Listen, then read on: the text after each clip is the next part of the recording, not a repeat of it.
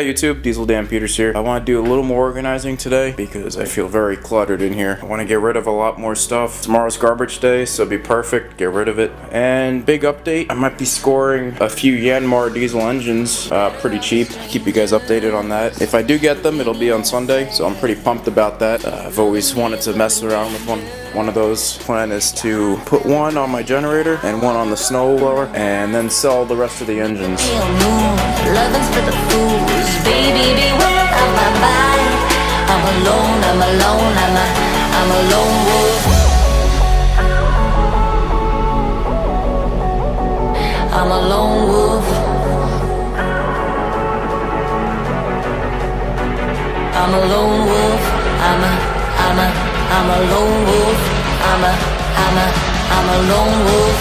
I'm a lone wolf.